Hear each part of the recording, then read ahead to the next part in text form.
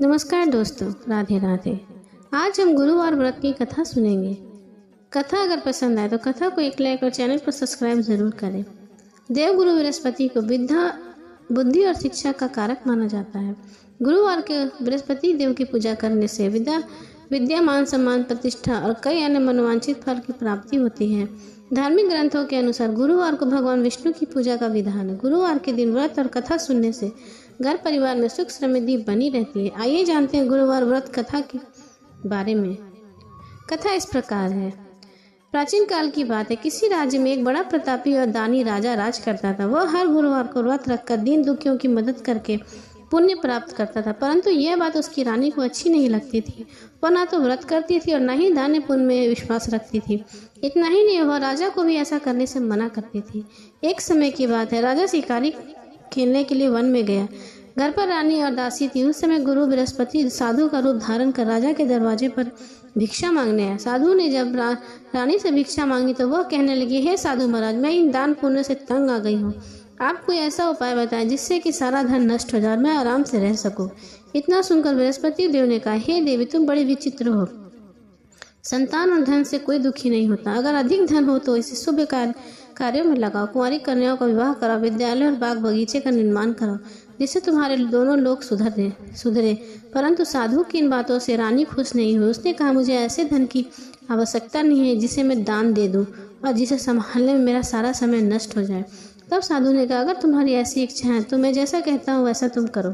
गुरुवार के दिन तुम घर को गोबर से लीपना, अपने बालों को पीली मिट्टी से धोना, राजा से हजामत बनाने के लिए कहना, भोजन में मांस मदिरा का प्रयोग करना, कपड़े धोबी के यहाँ धुलवाने देना। इस प्रकार 7 बृहस्पति करने से तुम्हारा समस्त धन नष्ट हो जाएगा। इस कारण इतना कहकर साधु के रूप में बृहस्पति देव अंतर ध्यान हो गए। साधु के कहे अनुसार बातों को पूरा करते हुए रानी को केवल 3 बृहस्पतिवार ही बीते थे। उसकी समस्त धन नष्ट हो गया। भोजन के राजा का परिवार तरसने लगा। तब एक दिन राजा ने रानी से कहा, हे रानी, तुम यहीं रहो, मैं दूसरे देश को जाता हूँ, क्योंकि यहाँ पर सभी लोग मुझे जानते हैं, इसलिए मैं कोई छोटा कार्य नहीं कर सकता। ऐसा कहकर राजा दूसरे देश चला गया। वहाँ पर जंगल की लकड़ी काटकर लाता और शहर में बेचता। इस तरह वो अपना जीवन व्यतीत करने लगा। इधर राजा के प्रदेश जाते रानी और दासी दुखी रहने लगी। एक बार जब रानी और दासी को 7 दिन तक बिना भोजन के रहना पड़ा तो रानी ने अपनी दासी से कहा, हे दासी, पास के नगर में मेरी बहन रहती है, वह बड़ी धनवान है, तो उसके पास जा और कुछ ले आ, ताकि थोड़ी बहुत गुजर बसर हो जाए। दासी रानी की बहन के पास गई। उस दिन गुरुवार था। रानी की बहन उस समय बृहस्पति व्रत की कथा सुन रही थी। दासी ने रानी की बहन को अपनी रानी का संदेश दिया, लेकिन रानी की बड़ी बहन ने कोई उत्तर नहीं दिया। जब दासी को रानी की बहन से कोई उत्तर नहीं मिला तो वह बड़ी दुखी और उसे क्रोध भी है। दासी वापस आकर रानी को सारी बात बता देती है। यह सुनकर रानी ने अपने भाग्य को कोसा। उधर रानी की बहन ने सोचा कि मेरी ही बहन की दासी आई थी, परंतु मैं उसे नहीं भूली, इस वजह से वो दुखी हुई होगी। कथा सुनकर वह पूजा समाप्त करके वह अपनी बहन के घर आई और कहने लगी, हे बहन, मैं बृहस्पतिवार का व्रत कथा सुन रही थी। तुम्हारी दासी मेरे घर आई, परंतु जब तक कथा होती है तब तक ना उठते और ना ही बोलते, इसलिए मैं नहीं बोली। बताओ दासी क्यों आई थी?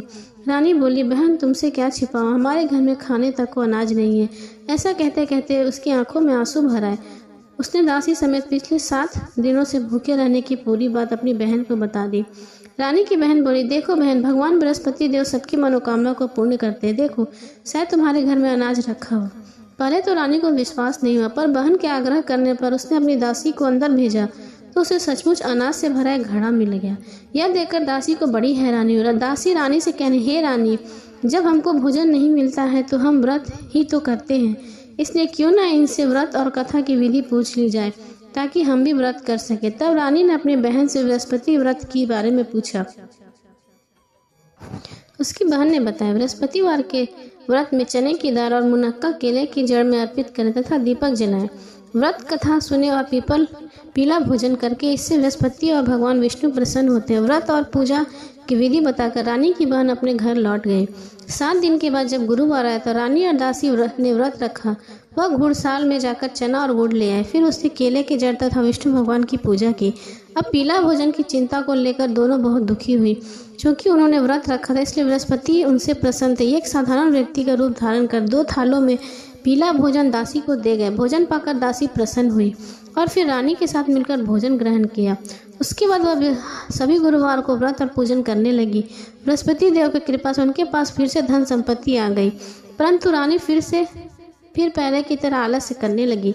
तब दासी बोली, देखो रानी, तुम पहले इस प्रकार आलस्य करती थी, तुमने धन रखने में कष्ट होता था, इस कारण सभी धन नष्ट हो गया। अब जब देव बृहस्पति की कृपा से धन मिला है तो तुम्हें फिर से आलस्य होने लगा है। रानी को समझाते हुए दासी कहती, बड़ी मुसीबतों के बाद हमने यह धन पाया है, इसलिए हमें दान पुण्य करना चाहिए, भूखों को भोजन कराना चाहिए और धन को शुभ कार्यों में खर्च करना चाहिए। इससे तुम्हारे कुल का यश बढ़ेगा, स्वर्ग की प्राप्ति होगी और पितृ प्रसन्न हो गए। दासी की बात मानकर रानी अपना धन शुभ कार्यों में खर्च करने लगी। इससे पूरे नगर में उसका यश बढ़ने लगा। यह बृहस्पति व्रत कथा के बाद श्रद्धा के साथ आरती की जानी चाहिए, आरती करनी चाहिए। इसके बाद प्रसाद बांटकर उसे ग्रहण करना चाहिए। इधर राजा भी बहुत गरीब रहने लगा, उसके पास खाने को नहीं। एक बार वो घूमता घूमता अपने नगर को पहुंचा तो रानी ने राजा को दूर से देखा तो दासी को कहने लगी, जा, राजा आ रहे हैं, तो दरबार पर ही खड़ी रहना और राजा को लेकर आना। राजा दासी को देखकर पहचान जाती है, राजा भी दासी को पहचान जाते हैं। जब राजा अपने महल को पहुंचते हैं तो वो अपने तलवार निकालकर रानी के ऊपर रख देते और कहते हैं कि बता, तेरे पास इतना धन कहाँ से आया। तब रानी कहती है, ये हमें बृहस्पति देव की कृपा से प्राप्त हुआ है।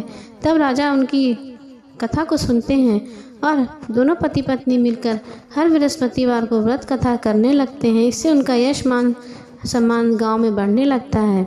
बोलो बृहस्पति भगवान की जय।